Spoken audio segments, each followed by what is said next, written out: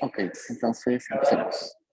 Hoy día es la dirigida número 4 sobre el texto de Ricardo, ¿no? O sea, veamos un poquito qué sabemos de la época de Ricardo. Es importante saber el contexto, ¿no? Siempre lo que escribe a uno o lo que piensa está muy relacionado a su experiencia personal. En ese caso, Ricardo vivió durante el desarrollo de la Revolución Industrial en Inglaterra. Entonces, la Revolución Industrial lo que causó fue, como lo dice, un cambio radical en la forma de producir, en la forma en la cual se organizaba, por tanto, la sociedad, la economía y la sociedad. Entonces, si nosotros hacemos un recuento de la historia de la humanidad, vemos que las formas de producción han sido distintas en los periodos de la historia, ¿no? En la época de la esclavitud, la producción básicamente se sostenía en una relación de subordinación y de posesión de seres humanos, ¿no? Si no había ese poder para poder eh, subyugar a un grupo de personas, no hubiera podido haber una producción, una sociedad de tipo esclavista, ¿no?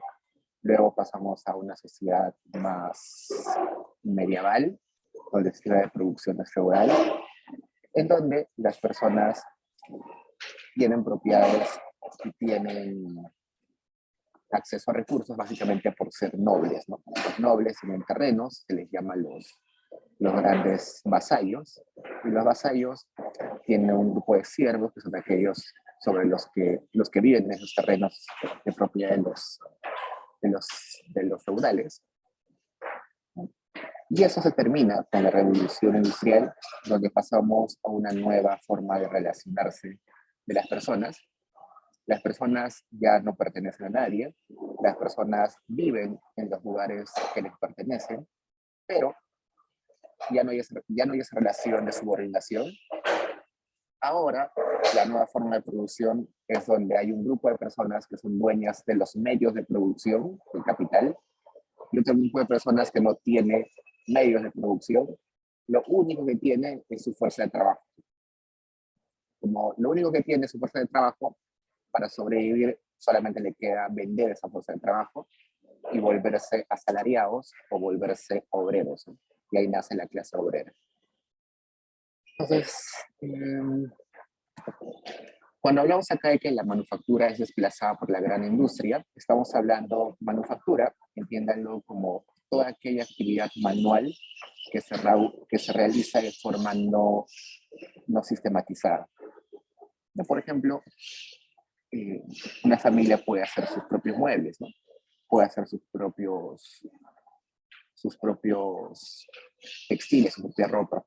O en una comunidad, en un pueblo pequeño, hay una familia que se dedica a hacer eh, los alimentos, otro grupo de familia que se dedica a hacer la vestimenta, otro grupo de familia que se dedica a hacer los muebles, ¿no? Es como una división del trabajo, pero dentro de una comunidad pequeña. Cuando ya hablamos de ese paso de pequeña producción a gran producción, una ciudad entera se puede especializar simplemente en una sola actividad. Por ejemplo, en Estados Unidos hay una ciudad donde todos prácticamente trabajan en la industria de automóviles, ¿no? O había una ciudad donde todos pertenecían a una sola compañía, todos trabajaban para una compañía. En Alemania hay una ciudad entera donde todos trabajan para Volkswagen. Entonces, acá la maquinaria, el capital empieza a tomar más relevancia y empieza a estar igual de importante que la mano de obra. Cuando estamos en la época de manufacturas, de pequeña producción, las manos, la fuerza humana, es lo más importante, ¿no? Sin manos, sin fuerza humana, no hay producción. Pero ahora el capital, que son maquinarias, edificios, herramientas, empieza a tomar una mayor protagonismo. Pues en esta época se consolida el capitalismo, que es básicamente poseer capital, poseer medios de producción y contratar mano de obra. Mientras más el capitalismo se vuelve estable mientras abarca más países, abarca más cantidad de sociedades, las clases se van diferenciando con más claridad. El- la clase social de los obreros se diferencia bastante de la clase de los capitalistas, ¿no? Y seguro ustedes dirán, ¿por qué hablamos de clases, no? Siempre hay esa discusión de no salir a hablar de clases, es como que dividir la sociedad. Sí, entiendo, pero es bueno hablar de clases porque estamos entendiendo que cada uno de estos grupos tiene intereses muy distintos. Y al tener cada uno intereses muy distintos, no podemos equipararlos y ponerlos en el mismo grupo, ¿no? Evidentemente los trabajadores siempre van a querer mayores salarios y los capitalistas van a querer que los salarios sean lo más bajos posible. Entonces hay una lucha constante de clases, una lucha constante de intereses, por lo tanto eso va a marcar eh, el desarrollo de lo que vamos a ver en la siguiente parte. O sea, el libro más conocido de David Ricardo, como ustedes saben, es Economía Política y Tributación, que bueno, el título completo es Principios de Economía Política y Tributación. La mayoría de primeros libros de economía lleva como títulos Principios de Economía Política. Seguro vamos a ver luego que Walras y otros autores tienen libros con el mismo título, Principios de Economía Política.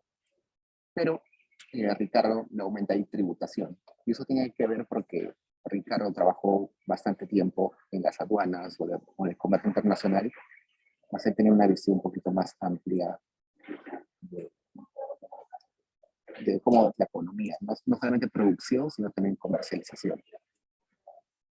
Dame un segundo.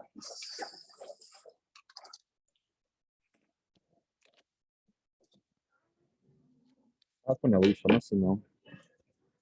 Claro. Y ahora sí. ¿Qué más?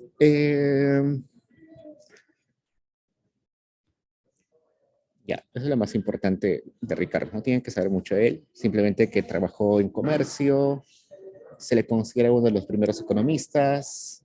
Eh, Van a ver a Ricardo seguro cuando estudien teoría del crecimiento, también lo van a ver cuando estudien economía internacional. Es muy importante en varias áreas del conocimiento, ¿no? En economía internacional se le conoce bastante por las ventajas comparativas, ya me olvidé, pero básicamente trata de explicar por qué hay países que exportan más que otros, ¿no? Por qué ciertos países se especializan en exportar ciertos productos y solamente importan otro tipo de productos. Esa es una de las preguntas que él tiene. Y en teoría del crecimiento van a ver a Ricardo, porque Ricardo trata de explicar por qué algunos países crecen más rápido que otros. Entonces, en este libro que han tenido que leer ustedes, vamos a ver solamente el capítulo 1 y en particular las secciones de la 1 a la 7. Entonces, en el capítulo 1 se va a preguntar estas cosas que dice acá. El valor de las cosas, o sea, la cantidad de cualquier otra cosa por la cual podría cambiarse, depende de la cantidad relativa de trabajo que se necesita para su producción y no la mayor o menor retribución que se pague por ese trabajo. Entonces, varios economistas se han preguntado sobre la teoría del valor. ¿De dónde proviene el valor de las cosas? ¿No? Yo tengo un iPod, unos audífonos, por esos audífonos Apple cuestan más que unos audífonos Samsung, ¿no? ¿Por qué el pan cuesta 30 centavos? ¿Por qué el aire, que es tan necesario para vivir, no cuesta nada? Entonces, esas son las preguntas que se va a hacer Ricardo en esa sección. ¿De dónde proviene el valor de las cosas? Y para explicarlo, va a diferenciar dos tipos de valor. Uno, que es el valor de uso, y otro, que es el valor de cambio. Entonces, cuando va a hablar de valor de uso, se va a preguntar sobre la utilidad de las cosas. La utilidad de las cosas. Entonces, ¿cuán útil es una cosa si le da valor a las cosas, pero no necesariamente le da más valor a unas que otras? Ejemplo, el agua es útil, ¿no? Pero su precio es muy bajo.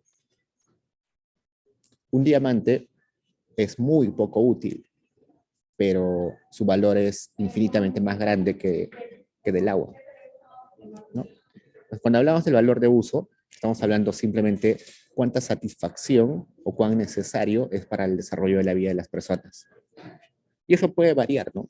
No sé, tener un auto Ferrari para muchos de ustedes debe ser muy valioso, muy útil, pero para otros seguro no es muy útil, ¿no? Para mí no me sería muy útil porque no sé manejar, ¿no? Por ejemplo. Entonces, el valor de uso simplemente deriva de la satisfacción de necesidades. Perdón. Y el valor de cambio deriva no de la utilidad, sino de la escasez. Y además de la escasez, de la cantidad de trabajo. Entonces, ¿por qué los diamantes, a pesar de ser poco útiles, cuestan un montón?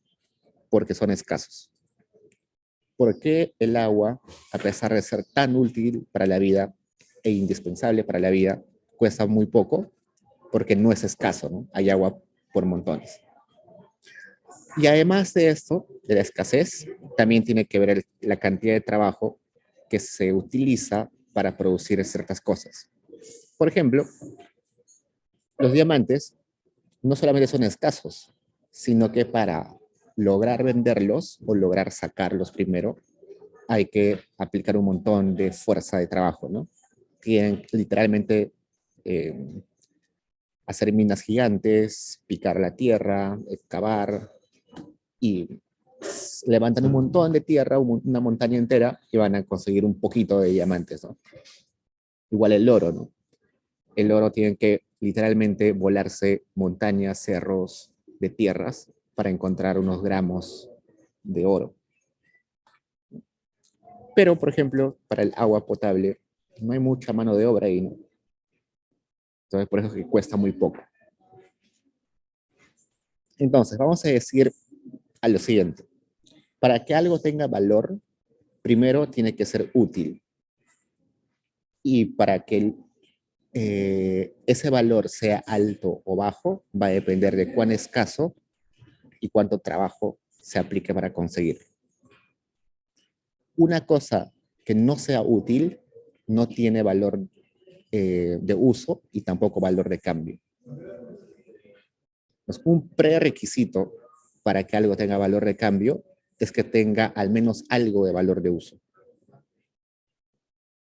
Y eso que quede más o menos claro. ¿Preguntas, chicos? Sí, Diego, ¿podrías repetir lo último, por favor? Okay. Para que algo tenga valor, perdón, para que algo tenga valor de cambio, como prerequisito, tiene que tener un valor de uso. No puede haber algo que tenga valor de cambio, pero que no tenga valor de uso. A ver, ustedes piensen en un ejemplo, algo que tenga valor monetario, pero que no tenga utilidad. No existe, ¿no? Todo lo que tiene valor o lo que cuesta en dinero, todo lo que cuesta tiene algún valor de uso, ¿no? Al menos algún uso hedónico. Cuando hablo de uso hedónico, estoy hablando de uso de placer, ¿no? Sí, el diamante que está en el anillo de una, de una novia no es útil, ¿no? Pero sí tiene como una utilidad hedónica, ¿no? O sea, le hace sentir bien, se siente, no sé, halagada por ese regalo. Tiene un valor hedónico, pero no tiene un valor práctico, ¿no? Pero aún así tiene valor. Ya, acá Ilenia me pregunta qué es el valor relativo. Eso vamos a verlo en un ratito. ¿Okay? Por ahora, solamente estamos diferenciando el valor de uso y el valor de cambio. En un rato vamos a pasar al valor relativo. A ver qué más. Para Smith, el precio de algo, el valor monetario de algo, que es lo mismo que el precio, es el trabajo y la molestia para adquirirlo, ¿no? ¿No? Eso se parece bastante a lo que decía, bueno, a lo que dice Ricardo en el valor de cambio. Pero Ricardo le va a aumentar a esto y le va a decir, ok, sí, pero como prerequisito, la cosa tiene que tener algún valor de uso. Por eso acá decimos crítica de Ricardo, ¿no? Smith dice que el precio es simplemente la cantidad de trabajo y la molestia para adquirirlo. Ricardo va a decir, eso es cierto, pero hay que aumentarle que esas cosas tienen que tener inicialmente algún valor de uso. A ver, no lo puedo escribir acá. Acá. Ricardo va a decir, ok, Smith, pero antes el bien o la cosa debe tener valor.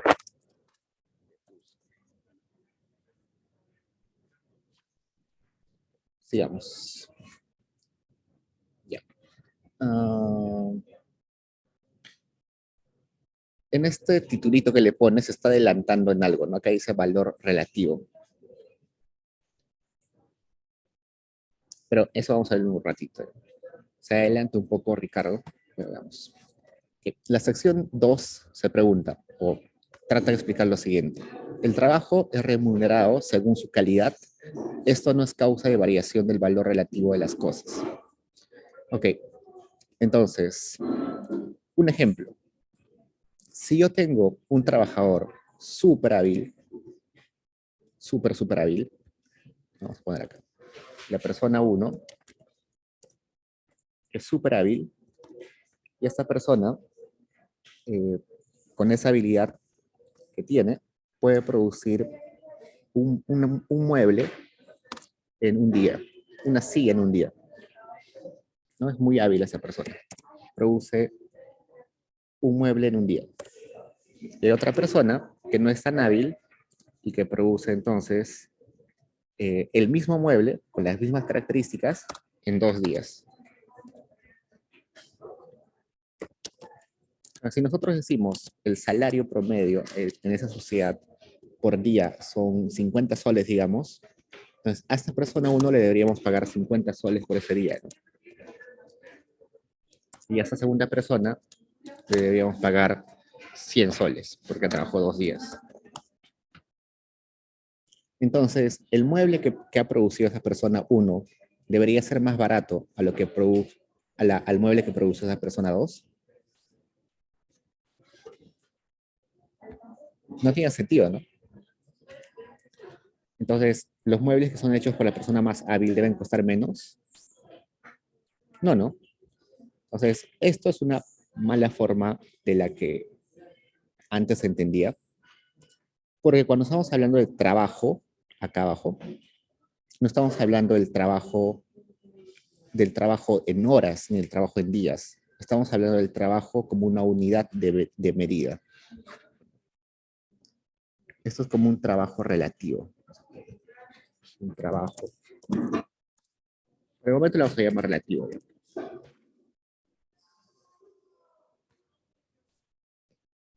Pues el trabajo, esa es una de las debilidades de los clásicos, de los economistas clásicos, que no determinan de referirse qué es trabajo relativo. ¿Cómo se puede medir el trabajo relativo? ¿Cómo puedo estandarizar ese trabajo de esa persona que hizo un mueble en un día y este en 2 días? Entonces, ponerle el precio según a la cantidad de días o de horas que una persona produce un bien no está bien. Por eso acá me dice, el trabajo no causa la variación del valor relativo de las cosas. Que una persona se demore más en producir un bien no va a hacer que el bien cueste más. Vamos a ver qué dice. La estima del trabajo que queda ajustada al mercado, pero el trabajo es la medida que se emplea como valor real. Ok, entonces el valor del trabajo le va a dar valor real a las cosas. Ya, eso está claro. Distintas clases de trabajo, dada la labor que se realiza, depende de la habilidad y la intensidad. Eso hemos visto hace un rato. Hay personas más hábiles porque pueden trabajar más rápido o son más diestros, ¿no? el efecto de la variación dentro del trabajo se da de una forma relativa y no absoluta. Ya, esto es lo interesante. Entonces, cuando hablamos de absoluto, estamos hablando de 2 horas, 5 horas, un día, 2 días, ¿no? Pero en realidad lo que tenemos que ver es lo relativo. ¿Cuántas cosas puede producir en un día una persona? Entonces, comparamos, ¿no? Esta persona puede producir un mueble, la otra persona puede producir 2, la otra persona puede producir 0.9 muebles. Hacemos como una estandarización, un promedio, y decimos, este promedio, en promedio, una persona puede hacer un mueble y medio, supongamos. Ese va a ser el valor que vamos a pagar usualmente por un día de trabajo.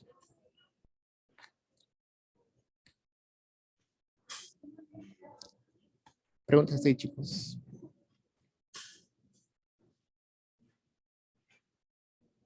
Cuando acá hablamos de cantidad relativa, estamos hablando en realidad de ese promedio de trabajo. No estamos hablando del trabajo individual. Otros economistas, no necesariamente Ricardo, a ese tipo de trabajo le llaman el trabajo socialmente aceptado. ¿Cuál es el trabajo socialmente aceptado para hacer una silla? Entonces, más o menos vemos cuál es el comportamiento de los carpinteros, ¿no? Hay carpinteros que demoran un día, otros 2, otros 3. Sacamos un promedio y lo que más o menos se evalúa es que cada uno debería producir 1.5. ¿No? A eso se refiere. Lo que en promedio debería producir una persona con unas capacidades medianas, ¿no? Ni tan hábil, ni tampoco tan malo, ¿no?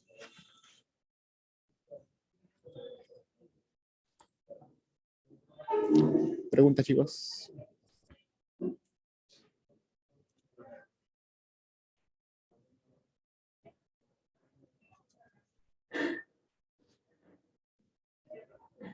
El trabajo relativo se está refiriendo, como acabo de decir, simplemente al hecho de la magnitud, pero en promedio, ¿no?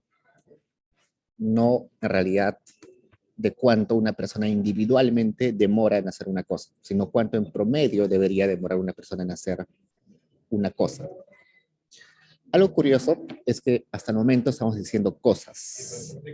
No estoy diciendo bienes ni mercancías. ¿Se dan cuenta? Estoy tratando de ajustar mi vocabulario para decir cosas y no bienes ni mercancías. No digo mercancías porque mercancía es una palabra que recién se va a empezar a usar con Marx.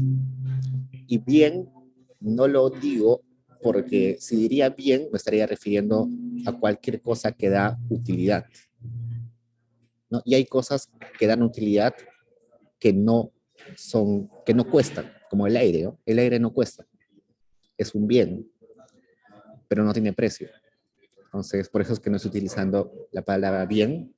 Y mercancía ya va a ser un término que utiliza Marx cuando va a hablar, cuando ya va a ser un análisis más social de las cosas. Por eso es que en el texto de los clásicos, como Smith, Ricardo, Mills, van a encontrar no van a encontrar usualmente la palabra mercancía ni bien, van a encontrar cosas.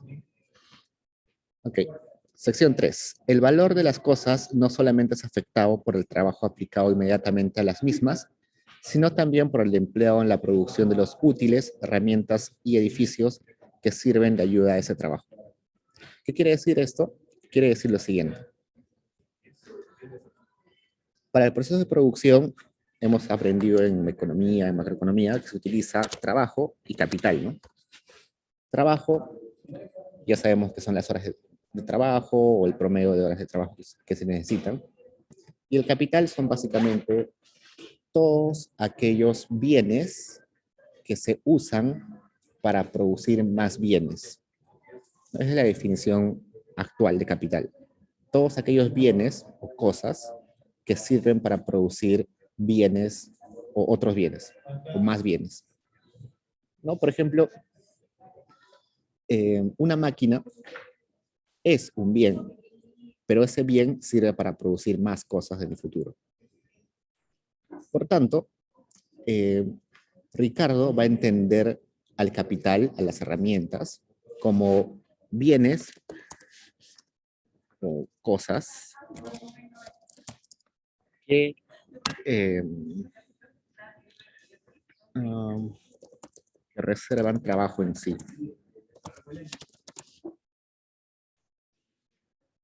Es decir, cuando tú estás produciendo una máquina, en realidad te estás acumulando horas de trabajo en esa máquina para que luego puedan ser utilizadas, ¿no? Entonces, cuando yo digo un pan, el valor de pan depende de cuántas horas se demoró a hacer el panadero ese pan, pero también depende de cuántas horas se demoraron en hacer las herramientas para hacer ese pan, ¿no?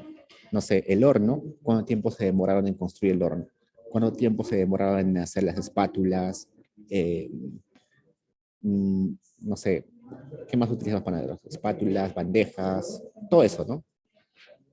Pues, al fin y al cabo, si bien es cierto, hay varios factores productivos, como mano de obra, maquinarias, eh, edificios, plantas de producción, todo lo que quieran, pero todos esos factores de producción se pueden entender en términos de mano de obra.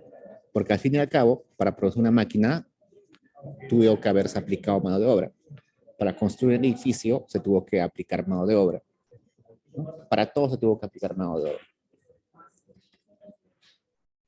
Por eso es que Ricardo va a decir que el único factor productivo que genera valor es el trabajo. El capital no. Pues el capital simplemente es una forma a la cual se transforma la mano de obra, el trabajo. Pregunta, chicos, sé que es un poco filosófico, pero básicamente lo que está diciendo es que todo es trabajo. El capital, al fin y al cabo, es trabajo. Las maquinarias son, al fin y al cabo, trabajo.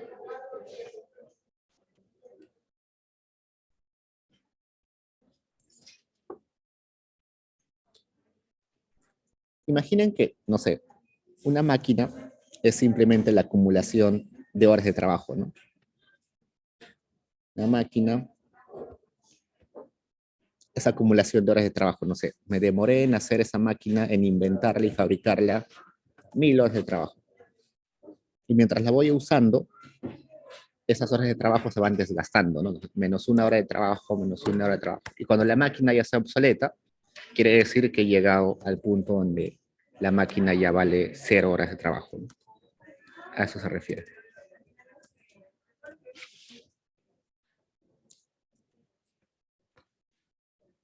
Okay.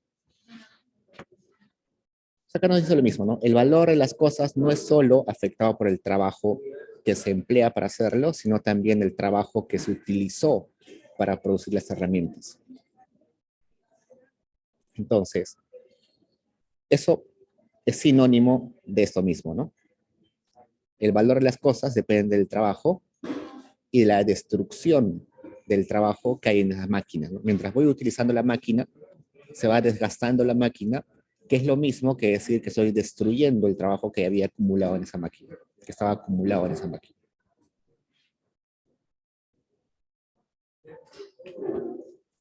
Y acá esto tiene que ver con lo que les dije hace un rato. Como les decía, que la clase obrera y la clase capitalista tenían intereses opuestos y por tanto había una lucha de intereses, una lucha de clases, tiene que ver porque existe una relación inversa entre beneficios y salarios, ¿no? Mientras más altos sean los salarios, más pequeños van a ser los beneficios de los empresarios.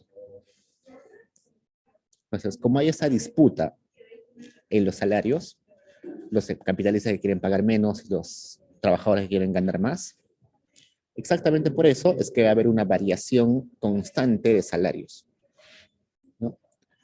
Y una disponibilidad constante, una variación en la disponibilidad de cantidad de trabajo. Por ejemplo, no sé, un ejemplo para esto.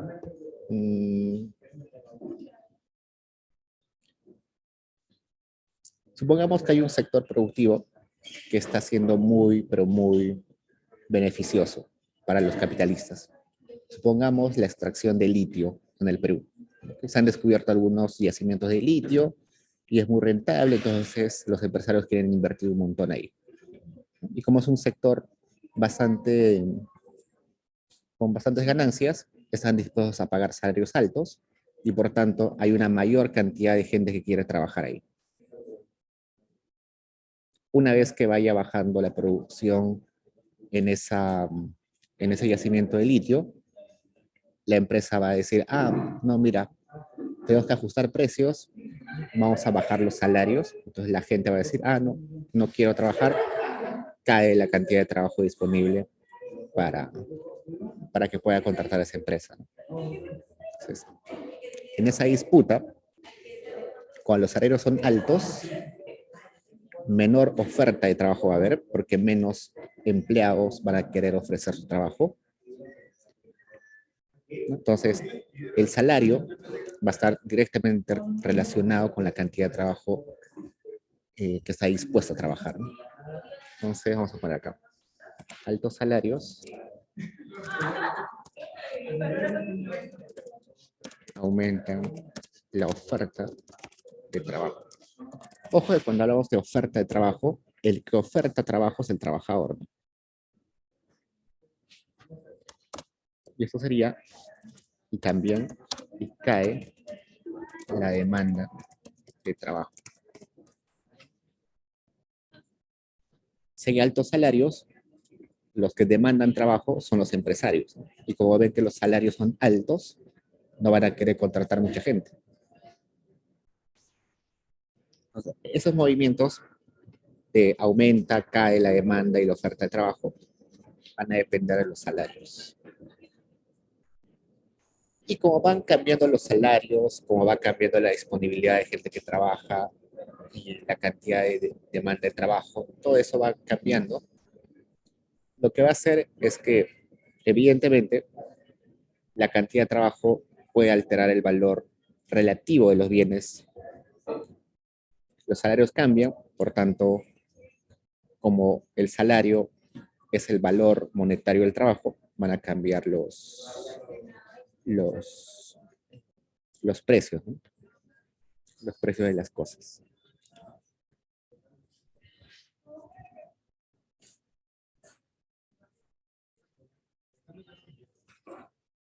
Okay. ¿Preguntas ahí, chicos?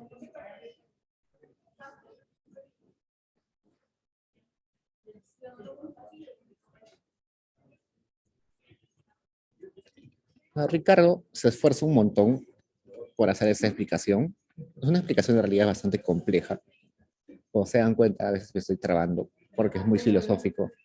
Y hay cosas que pueden parecer obvias, pero no son tan obvias como uno creería. Ricardo se esfuerza un montón. Pero luego de escribir algunos párrafos, algunas páginas, Ricardo se da cuenta que cuando introduces máquinas más complejas a la producción, o métodos de producción más complejos, lo que había dicho antes no tiene, no tiene del todo sentido. A ver, leamos un poco. El principio de que la cantidad de trabajo empleada en la producción de las cosas regula su valor relativo queda modificado considerablemente por el empleo de maquinaria y demás capital fijo y duradero. Entonces, Ricardo lo que va a decir es, sí, todo lo que ha explicado antes tiene sentido en sistemas de producción capitalista, pero básicos, ¿no? Como producción de alfileres, producción de ollas. Pero cuando te vas a cosas más complejas, más detalladas, más especializadas, no se cumple del todo. Veamos por qué. Entonces, para explicar eso, va a dividir el trabajo en dos tipos, el circulante y el fijo. El capital circulante es el capital que se requiere cada vez que hay un periodo de producción, ¿no? Por ejemplo, en la agricultura, es el mismo ejemplo que les di la semana pasada. En la agricultura, tú necesitas comprar semillas y abono todos los periodos de cosecha, ¿no? Una y otra vez. Este año tienes que comprar semillas y abono, el siguiente año también. Es siempre, siempre tienes que utilizarlo.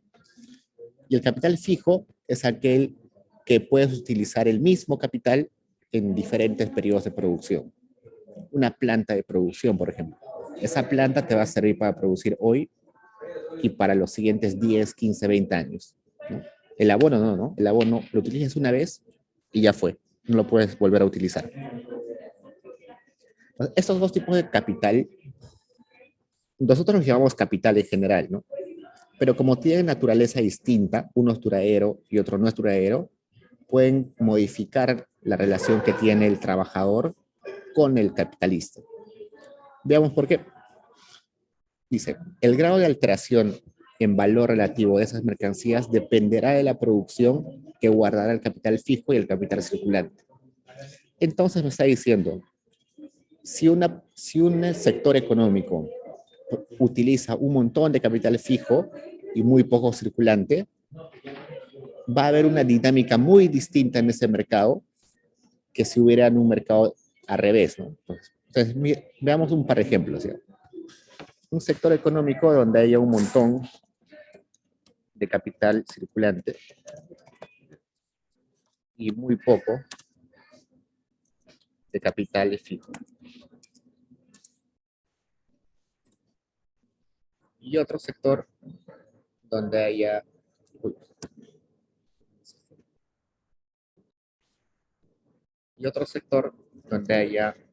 poco capital fijo y un montón de capital circulante. Ejemplo del segundo, poco capital fijo y un montón de circulante. Una panadería yo pondría, ¿no? Una panadería. Necesitas un montón de harina, un montón de agua, un montón de insumos y solo necesitas un horno, ¿no?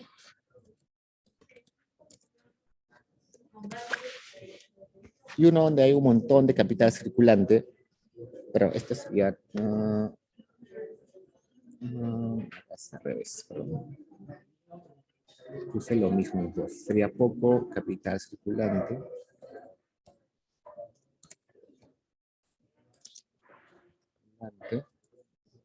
Y un montón de capital fijo. Esto sería panadería.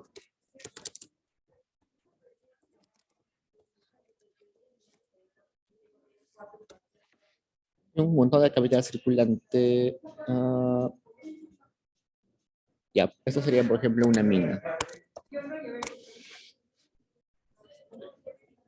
Si ustedes revisan el estado financiero de una mina, resulta que el grueso de sus gastos es capital en maquinaria. Sus maquinarias cuestan millones de dólares, gastan en salarios muy poco, gastan en repuestos muy poco. Lo que gastan un montón es en comprar maquinaria. Pues son dos industrias muy distintas. Ese de panadería, póngale, no sé, una panadería gigante, ya no sé, Bimbo, no sé. Y esta mina, cualquier mina del Perú. Entonces, ¿qué pasa si los salarios suben? ¿A cuál de estos dos sectores económicos creen que va a afectar más este aumento de salarios? ¿Al primero o al segundo?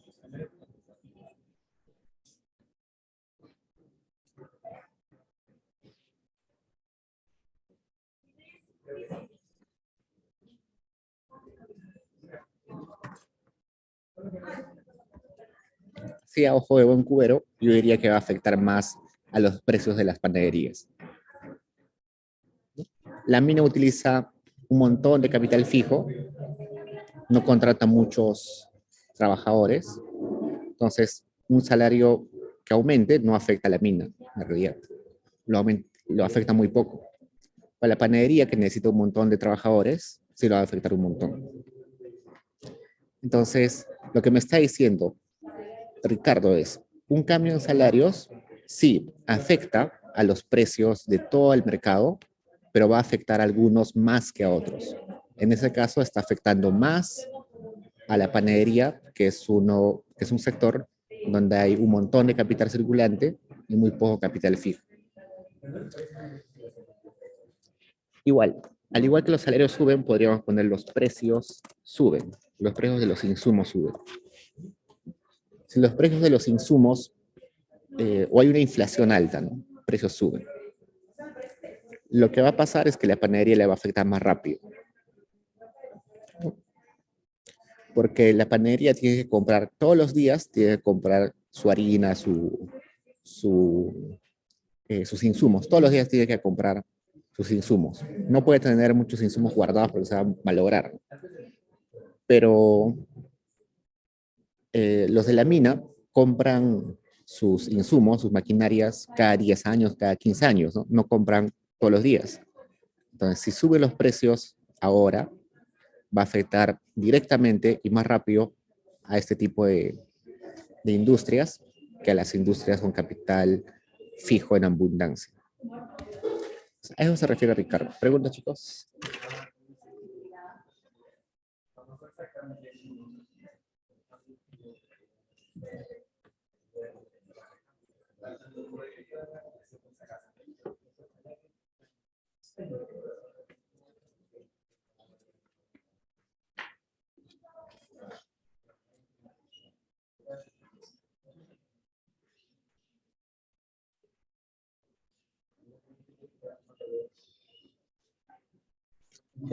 Otra cosa también que es interesante y que lo pone acá al último es, el capital también afectará la proporción de mano de obra utilizada en la producción y su valor relativo.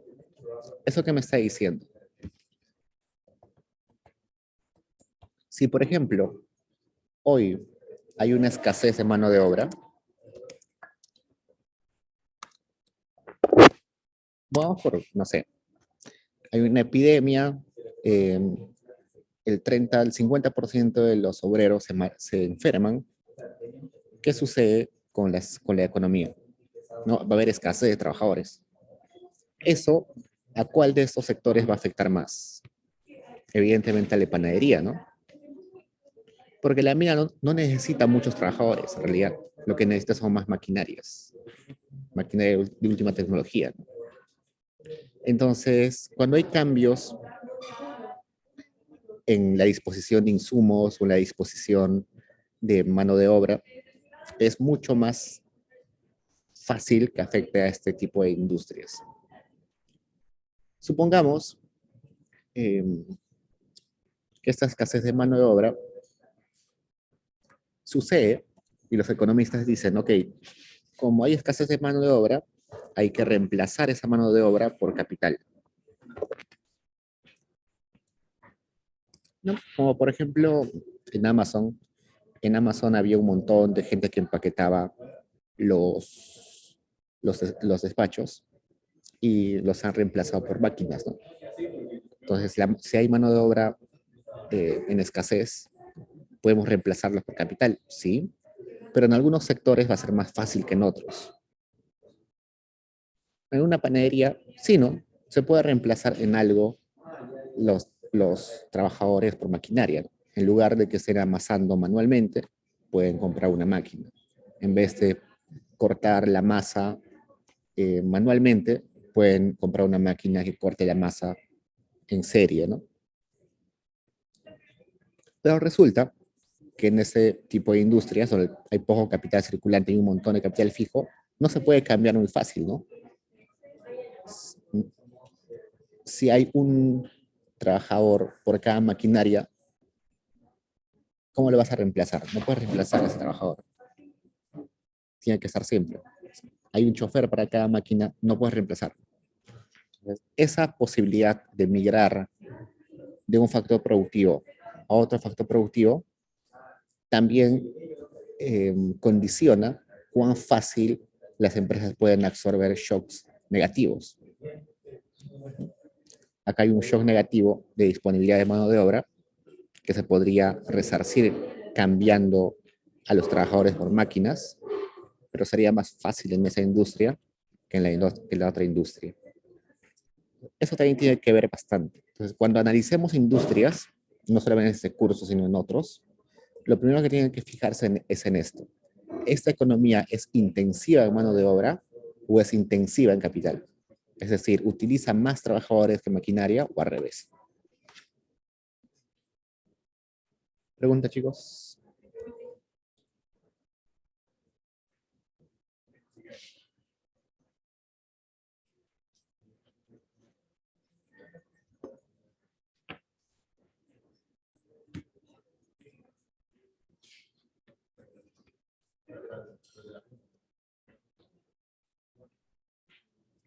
A ver, veamos qué sigue.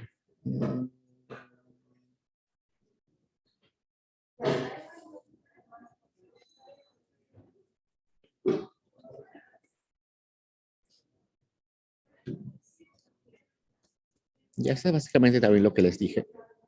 El valor no varía con el alza o la baja de salarios, queda modificada también por la duración desigual de capital y por la rapidez desigual con que se reintegraba lo que se emplea. Eso también ya lo dije hace un rato, dependiendo de si una industria es intensiva en mano de obra o intensiva en capital, los salarios que suben o que bajan los afectan de formas distintas, ¿no? Ya hemos visto que un aumento de salarios afecta más a las panaderías que a las minerías, que a las minas, ¿no? Eso básicamente es lo que me está diciendo acá. Entonces, sección 6, de una medida invariable del valor. Entonces, esta sección es la sección quizás más débil de Ricardo en todo su libro. Pues la pregunta es, bueno, lo que nos dijo Ricardo hasta el momento es, lo que da valor a las cosas es el trabajo. Pero hay trabajo muy diverso, ¿no? En destreza y en calidad, ¿no? Hay un carpintero que puede ser muy hábil, hay un pintor que puede ser muy hábil, un cafetero que puede instalar, no sé, 50 caños de agua en un día, y hay otro que puede instalar solo 2. Entonces, ¿cómo estandarizamos el trabajo? Y lamentablemente Ricardo va a decir, no existe una medida invariable del valor. O sea, no hay una magnitud por la cual uno pueda medir el trabajo. Esto es un poco desilusionante para los que leemos a Ricardo, porque empieza, o sea, todo su libro empieza bien bonito, dice, sí, el trabajo es lo único que da valor, entonces las cosas que tienen valor es porque tienen más trabajo aplicado en su producción. Y cuando se le pregunta o cuando trata de decir cómo estandarizar ese trabajo que es heterogéneo, no es homogéneo, en calidad, en duración, en destreza, y él dice no hay. Algunos seguidores de Ricardo dicen de que para la época de Ricardo era imposible tener una medida, una magnitud para medir el trabajo, pero que en el futuro quizás se podría inventar alguna forma de medirlo, ¿no? Por ejemplo, la temperatura. La temperatura era algo que no se podía medir hace 1000 años. Hace 1000 años nadie conocía que se pudieran hacer termómetros. Lo único que podías decir es, hoy hace más calor que ayer, nada más. Hoy hace más frío que ayer. No había una medida para medir la intensidad de calor. Con los años se inventó los termómetros y hoy podemos decir, hoy día hace el doble de calor que ayer, ¿no? Porque tenemos ya una medida estandarizada. Igual también podría pasar con el trabajo, ¿no? Hasta hoy en día no tenemos cómo medir la intensidad del trabajo, pero quizás en un futuro sí tendríamos alguna forma de medir el trabajo. ¿Qué más?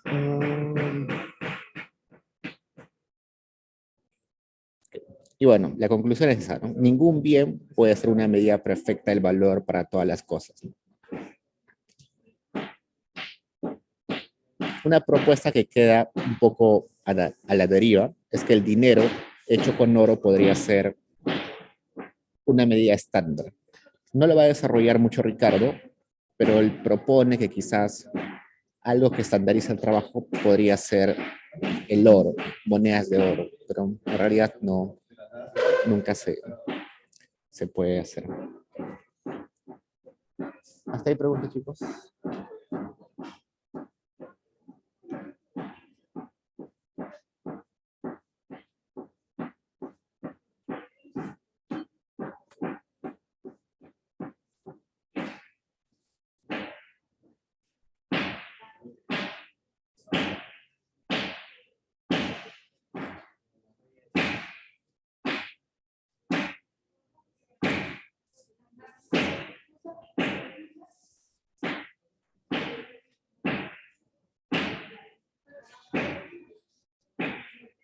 Entonces, continuemos.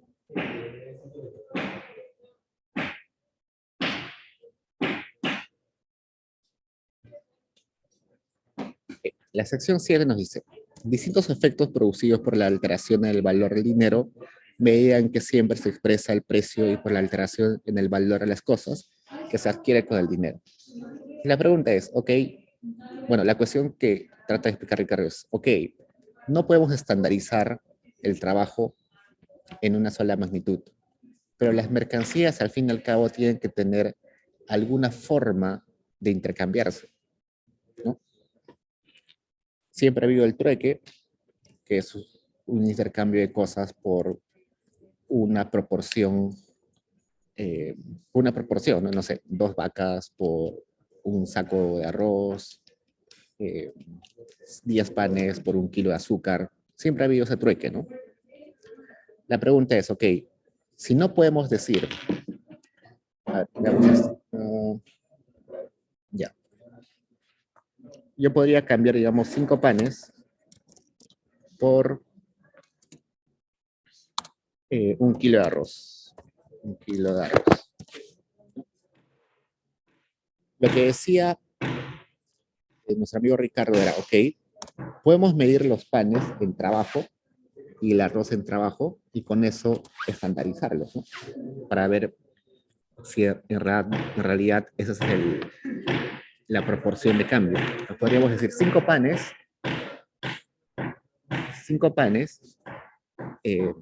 se necesitan 2 horas de trabajo. Y 1 kilo de arroz se necesita también 2 horas de trabajo. Entonces, como en equivalencia, 5 panes y 1 kilo de arroz necesitan 2 horas de trabajo cada uno, entonces son intercambiables. Pero lamentablemente, estas horas de trabajo, como dijimos, son horas de trabajo un poco abstractas, ¿no? Para mí, 2 horas de trabajo que no soy hábil como panadero, en 2 horas no haría ni un pan. Entonces, no hay una forma de hacerlo así. Entonces, la única solución es que como no se puede poner en términos de arroz, perdón, en términos de trabajo, lo que podrías hacer es simplemente ponerlos en términos de oro, ¿no? 1 kilo de arroz es equivalente a una moneda de oro y un pan también es equivalente a una moneda de oro. Entonces es una solución que pone él. Y bueno, si luego también sé que 1 kilo de arroz es equivalente a, no sé, un audífono. Entonces, si es así, pues 1 kilo de arroz también vale una moneda.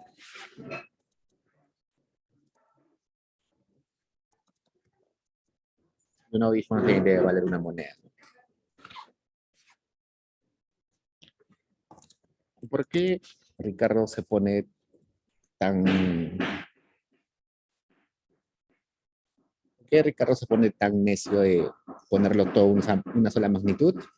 Por lo siguiente, si yo tendría panes, si yo fuera un panadero y quiero comprar un audífono, ¿qué debería hacer? Agarrar mis panes,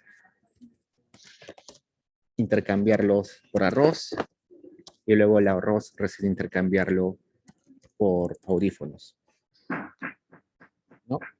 Es un proceso muy largo, muy tedioso, porque yo tendría que encontrar a alguien que esté dispuesto a cambiar panes por arroz primero y después tendría que encontrar a alguien que esté dispuesto a intercambiar arroz por audífonos. Entonces es un poquito tedioso. ¿Qué debería hacer? Mejor estandarizo todo, ¿no? Vendo mis panes a cualquiera que simplemente tenga dinero y con ese dinero lo intercambio de frente por audífonos, ¿no? El dinero se convierte en un medio de cambio, un medio de intercambio.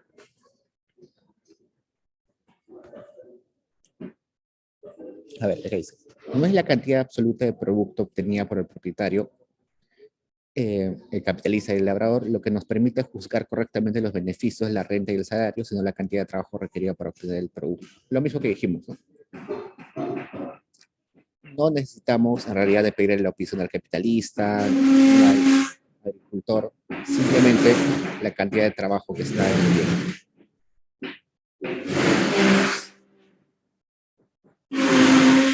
¿Hasta ahí preguntas, chicos?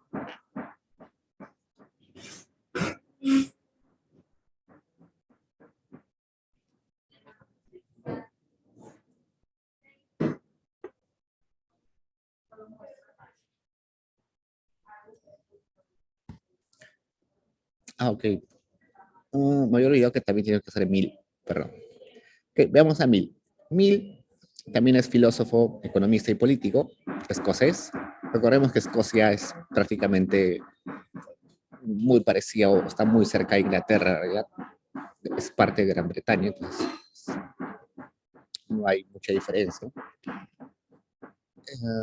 Todavía Mill es parte de la escuela clásica. Los clásicos están conformados por Smith, Ricardo, Mill y alguno que otro más, pero son básicamente ellos. Sus principales aportes se encuentran en la concepción de formación de los salarios, es decir, por qué hay personas que ganan más que otras, el valor de los bienes basándose en su utilidad y la relación real de intercambio. A los 13 años lee los principios de economía política y tributación de Ricardo, y eso lo incentiva a seguir profundizando en esos temas. Como notan, su primer libro, o su libro más importante, se llama Principios de Economía Política, al igual que Ricardo, pero solamente sin el tributación. Y teníamos que leer el libro 2, capítulos 3, 4, 11, 15 y 16. Okay. Lo interesante de Mill es que sistematiza un poco lo que ha leído de Ricardo y lo que ha leído de Smith y lo vuelve un poquito más accesible para los lectores. En realidad el texto de Ricardo y los textos de Smith son bastante densos, pero Mill como lo hacemos accesible. Sí. Entonces, él se pregunta, ok, una vez que se venden los bienes, estos bienes generan una cantidad de ingresos. Esos ingresos, ¿cómo se distribuyen? Y lo que va a decir es que se van a distribuir de la siguiente forma. A ver. Se va a distribuir según las clases sociales. Las clases van a ser... En un segundo.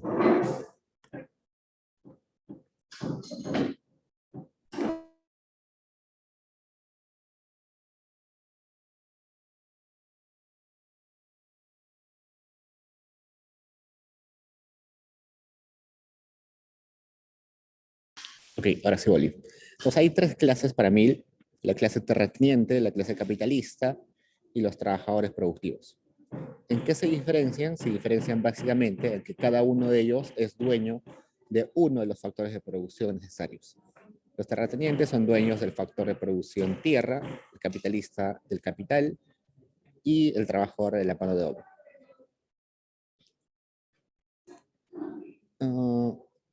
Entonces, cualquier agente económico que ustedes vean en una economía se puede tipificar o clasificar en una de esas clases sociales. Todos. Un banquero estaría, por ejemplo, los capitalistas, ¿no? ¿Qué más? Un artesano estaría en los trabajadores productivos. El que les alquila el departamento donde viven o la casa donde viven sería el terrateniente. O sea, cualquier persona, cualquier agente económico se puede catalogar o clasificar en esos tres clases sociales. A ver, para afanes de estudio, vamos a considerar que una persona en la sociedad solamente puede pertenecer a una clase. Yo sé que sí se puede pertenecer a varias clases, ¿no? Por ejemplo, no sé, yo puedo ser asalariado, un obrero, pero a la vez puedo tener un departamento que alquilo y también sería terrateniente, ¿no?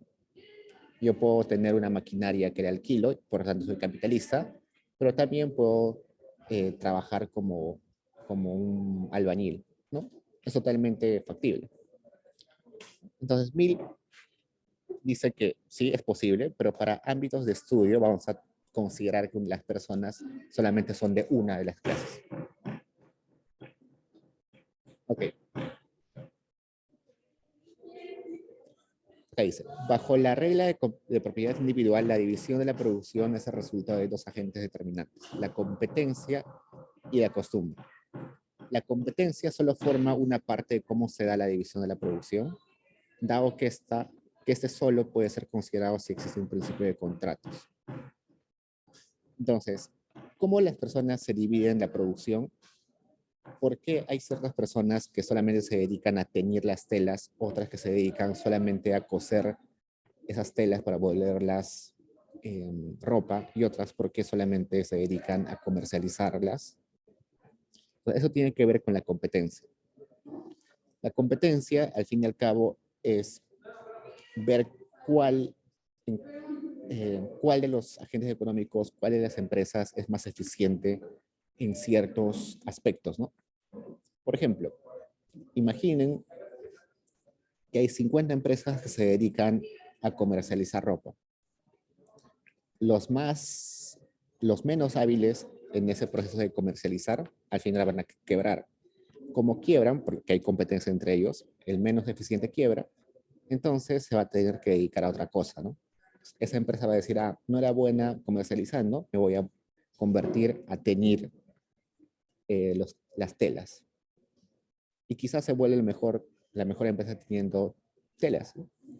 Y al ser el mejor, va a competir con otras y va a desplazar a las menos eficientes que van a quebrar y van a tener que dedicarse a otra cosa, ¿no?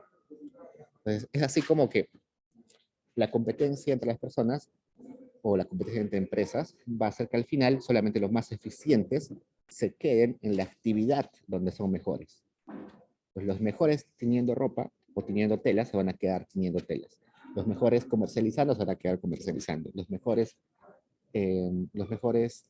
cosiendo las telas para volver la ropa se van a quedar cosiendo tela para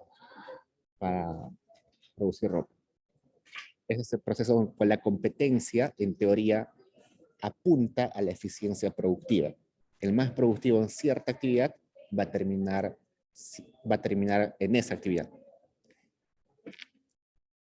Ok. Entonces, esa es una forma en la cual las personas o las empresas también definen qué hacen, ¿no? Qué producen, en qué actividad productiva están, en qué sector productivo. Pero hay otro, que es la costumbre. La costumbre, acá no dice, la costumbre es el mayor protector de lo débil y el fuerte. Este es su único protector donde no hay leyes o gobierno adecuado a la propuesta.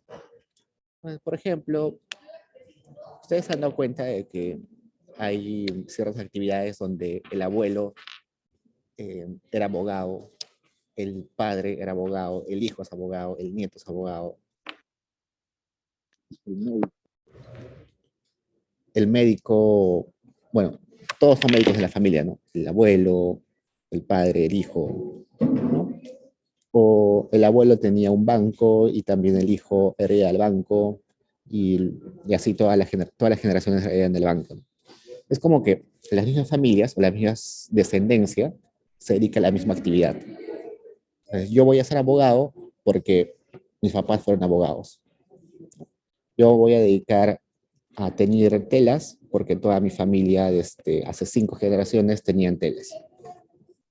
Y eso, según Mill, está mal, porque uno simplemente se está aferrando a lo que está acostumbrado, a lo que conoce desde pequeño, no a lo que es más eficiente. Por eso dice que protege a los débiles y al fuerte, ¿no? Pues puede ser que yo sea ineficiente tiñendo tela, pero como toda mi generación ha estado tiñendo tela, voy a seguir haciéndolo. Puede ser que yo sea pésimo en letras, pero porque mi papá fue abogado, yo también voy a ser abogado. Es por eso que Mills va a decir, ok, la mejor forma es competencia. La costumbre es una forma que en realidad es ineficiente, que va a asignar actividades, no necesariamente a los más eficientes.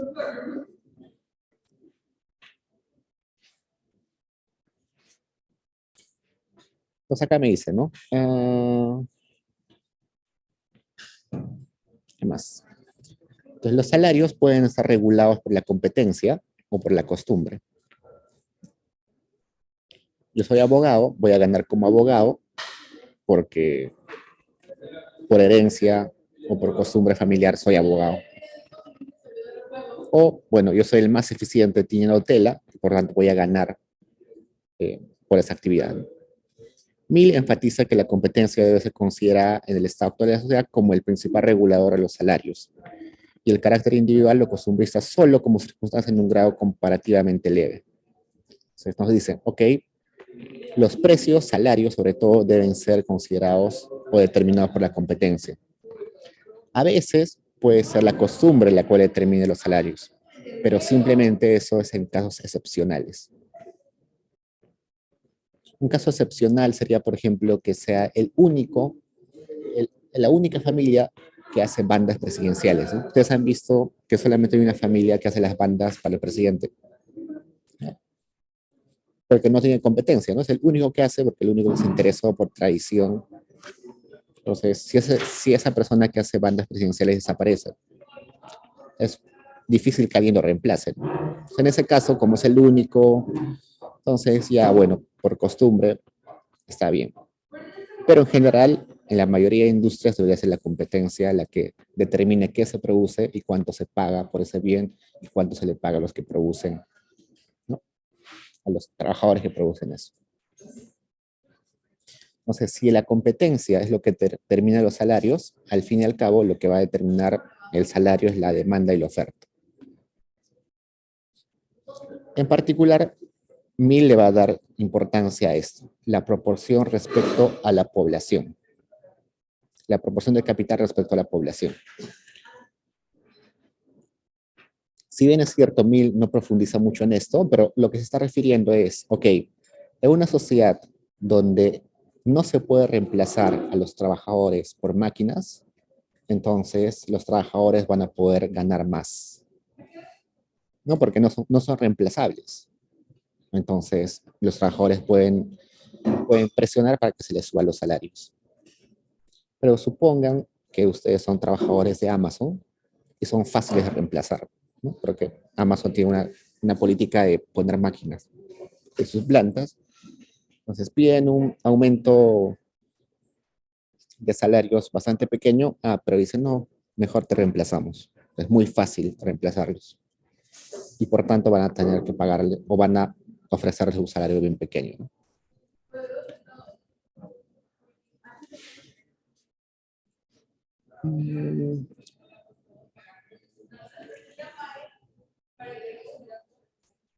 A ver. Y como estamos en competencia, los salarios pueden subir y bajar dependiendo de cuánta gente quiera trabajar, dependiendo de si son reemplazables o no son reemplazables los trabajadores. Sí, pero en el largo plazo, los salarios van a ser bastante constantes. ¿Eso qué quiere decir? Que si bien es cierto, en algunos momentos el trabajador va a tener capacidad de pedir salarios altos, en otros momentos el empresario va a tener capacidad de bajar los salarios, pero esos momentos son transitorios. A veces va a tener más poder el trabajador, a veces más poder el empresario, pero a largo plazo va a haber un equilibrio. Y por eso es que vamos a hablar de un salario de equilibrio de largo plazo. Y ese salario de equilibrio de largo plazo es un salario más o menos constante. Es un salario que está proporcionalmente relacionado con cuánto necesita una persona para sobrevivir. Ese salario va a ser un salario de equilibrio de largo plazo. En otras palabras, el trabajador, aunque se vuelva más capaz, se vuelva más hábil, diestro, en el largo plazo no va a tener muchas ventajas, va a seguir ganando lo mismo. Por otro lado, Una vez que Mill estudió ya los salarios, lo que ganan los trabajadores, se va a poner a estudiar cómo se comportan las ganancias de los empresarios. Entonces, las ganancias son lo que gana al no consumir su capital para sus propios intereses y permitiéndole ser consumido por los trabajadores producidos por sus intereses. Bueno, la tasa mínima de ganancia que puede existir permanentemente es la que es justamente suficiente en un lugar y tiempo determinado para proporcionar un equivalente a la abstención, riesgo y trabajo que implica el uso del capital. Lo que me está diciendo acá es que hay un punto de quiebre donde las empresas van a decidir no producir. Ese punto de quiebre donde las personas o las empresas dejan de producir está determinado por la tasa mínima de ganancia, lo mínimo que espera ganar una empresa. Esa tasa mínima de ganancia va a estar determinada en realidad por el riesgo y el trabajo que implica el uso del capital. Entonces, ustedes imaginen la actividad menos riesgosa y que implica menos trabajo en la cual pueden utilizar capital. ¿Dónde invertirían ustedes con el menor riesgo y el menor esfuerzo posible? Usualmente se dice que eso es la bolsa, comprar bonos de Estados Unidos, ¿no? Ustedes agarran su dinero, lo ponen, compran bonos de Estados Unidos, del Tesoro de Estados Unidos, y lo dejan ahí durante 10, 20, 30 años, ¿no? Y no hay riesgo. Estados Unidos nunca va a quebrar, así que les van a devolver su dinero con sus ganancias. No tienen que hacer literalmente nada, porque solo tienen que esperar a que venza el bono y les paguen sus ganancias. Entonces, no hay riesgo, no hay un trabajo que hacer para tener esa ganancia. Entonces, esa ganancia que les va a dar esa actividad sin riesgo y sin trabajo necesario es la tasa mínima de ganancia. La alternativa que yo tengo para invertir, que sea de menor riesgo y de menor esfuerzo.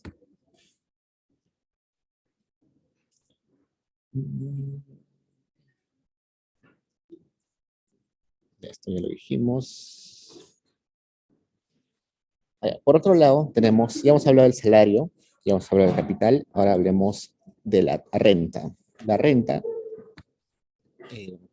la renta es sinónimo de alquiler, ¿no? Pero en economía se va a entender renta como lo que se le paga al terrateniente. La renta es el principal recurso susceptible de convertirse en objeto de apropiación y lo que paga por su uso de dominio de la renta de la tierra. Entonces, ¿cómo nace el capitalismo? El capitalismo básicamente nace por la apropiación de tierras de cultivo. Entonces, el capitalismo nace porque la tierra se volvió un factor con mucho valor. Por eso es que acá se llama que es el principal recurso natural susceptible a convertirse en objeto de apropiación. La primera cosa que el ser humano quiso apropiarse fue la tierra.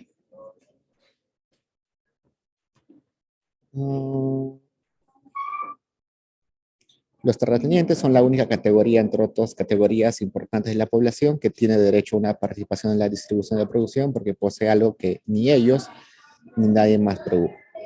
Esto es interesante. Los capitalistas tienen sus ganancias porque tienen capital, pero para haber acumulado capital debieron haber trabajado antes o debieron haber tenido otro tipo de actividad, ¿no? Los trabajadores, para tener sus salarios, deben de dedicar horas de esfuerzo y desgaste. Pero los terratenientes no tienen que hacer nada, literalmente. Solamente poseen y por poseer tienen ganancias. A eso se le llama la clase rentista, ¿no? Eso cuando ustedes vean en historia económica del Perú, se van a dar cuenta que es uno de los grandes problemas de sociedades como el Perú, que gran parte de la gente más poderosa del país es de clase rentista. Tiene ganancias no por ser más hábiles, de ser más inteligentes o porque son más innovadores, sino tienen ganancias por el simple hecho de poseer cosas. Entonces, eso puede sonar bien, pero en realidad no aporta mucho a la economía. Solamente tener ganancias por poseer cosas y no por ser más hábil no tiene mucho mérito.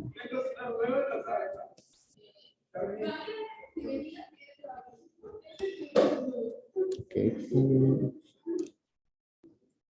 Bueno, acá lo que va a hacer Mill es hacer un repaso de qué es valor para Smith, lo que es valor para Ricardo. Va a explicar esa discusión que había entre Smith y Ricardo sobre el valor, que ya le explico hace un rato. Y básicamente va a decir al final, yo estoy más de acuerdo con lo que dice Ricardo, para no entrar en ambigüedades, porque la definición de Smith era muy ambigua. Y acá pone esto. Para que una cosa tenga valor, en cambio, son precisas dos condiciones. Primero, como les decía, tiene que tener un valor de uso y luego recién tiene que ser difícil de producir. Y recién, después de tener esas dos condiciones, puede tener un valor de cambio. Si no tiene valor de uso, entonces no va a tener valor de cambio, aunque para obtenerlo se necesite mucho trabajo o mucho esfuerzo para producirlo, ¿no?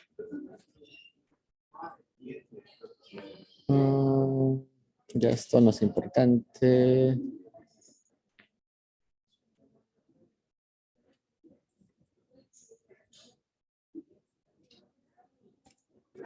Esas dos slides ya son temas de la siguiente. Sale. Y es tema de la siguiente. A ver, pregunta chicos hasta ahí. Creo que las dos diapositivas últimas que son tema de la siguiente.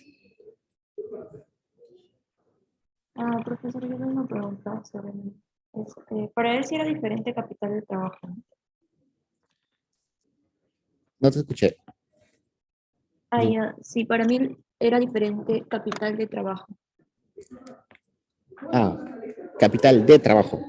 No, o sea, capital y trabajo eran como que dos cosas diferentes para él. O sea, no sé, es que había momentos en la lectura que eso me mareaba también. Sí, no, para Mill sí. Esta cuestión de que el capital es acumulación de trabajo, solamente se presenta en Ricardo, pero en Mill no lo discuten. Para él es cosas muy distintas.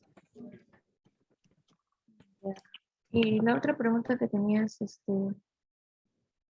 al final, o sea, siempre coincide con lo de Ricardo, ¿no? No es como que Sí, plantea algo más, ¿no?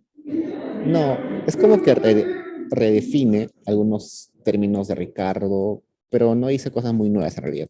Lo que sí puede agregar quizás es la oferta y la demanda, porque Ricardo no profundiza mucho en la oferta y la demanda,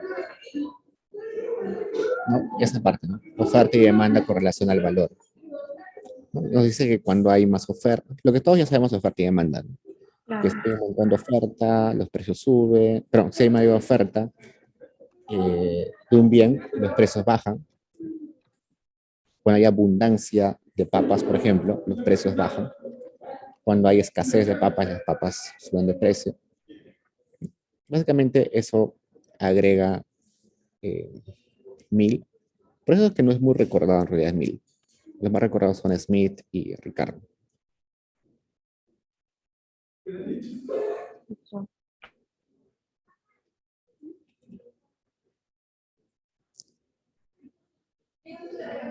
A ver, para adelantarnos un poco a la siguiente clase, Say lo que decía es lo siguiente. Say dice que la demanda genera su oferta.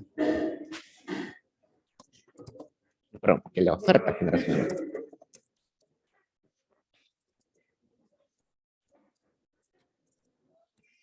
¿Qué quiere decir que la oferta genera su demanda? Quiere decir que si yo produzco una tonelada de trigo, al fin y al cabo voy a terminar vendiendo mi tonelada de trigo, sí o sí. Si yo produzco 1000 computadoras, al final me va a demandar 1000 computadoras y me voy a quedar sin una computadora. Eso quiere decir que la oferta genera su demanda. Pero no tiene mucho sentido, ¿no? Ustedes recuerdan, bueno, ustedes en su teclado se dan cuenta que que dice QWERTY, QWERTY, por eso que sus teclados se llaman QWERTYnomic, o bueno, se le llama QWERTYnomic. ¿Por qué? Porque su teclado es herencia de las máquinas de escribir. Pero resulta que el teclado que ustedes tienen en su computadora es un teclado que es ineficiente en realidad. Las teclas están mal distribuidas. Pero nos hemos acostumbrado a ellas, ¿no? Resulta que hace algunos años, a algunos inventores se les ocurrió crear un teclado más eficiente, con otra distribución. Y resulta que empezaron a producir los teclados, empezaron a llevarlos a las tiendas y no se vendió ni un solo teclado. Y eso iría contra la ley, contra lo que decía SEI, ¿no? SEI decía que yo oferto algo y al fin y al cabo se va a vender. Pero en ese ejemplo que les pongo de los teclados más eficientes, no se vendió ni un teclado. Es decir, la oferta no generó su demanda. Ofertaron un teclado que al final nadie demandó. Entonces, esta ley de SEI, que es la oferta genera su demanda, tenía sentido en la época de SEI. ¿Por qué? Porque lo que se producía era básicamente alimentos. Entonces, si yo producía 1 tonelada de trigo, al fin y al cabo se iba a vender porque había escasez de trigo, había muy poca producción de trigo, y es un alimento que sí o sí la gente va a requerir, ¿no? Entonces, para la época de SEI, eso tenía sentido, porque había una subproducción generalizada, se producía muy poco. Pero hoy en día sabemos que en realidad no es así, sino que es la oferta y la demanda que simultáneamente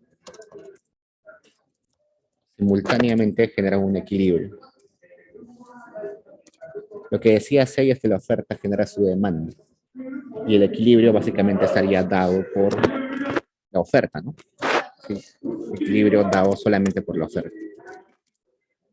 Entonces, esto es un poquito lo que dice SEI, pero que luego va a ser desmentido por un montón de economistas que vienen.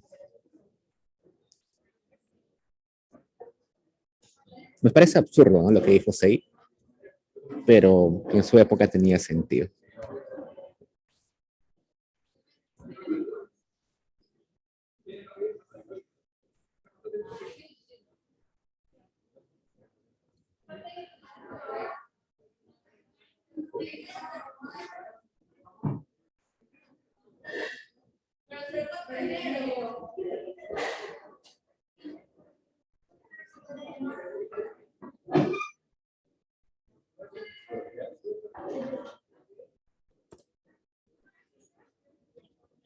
Ok, chicos, entonces en un minuto se va a activar su control. Me avisan si tienen problemas, por favor. Yo voy a estar acá conectado hasta las 6.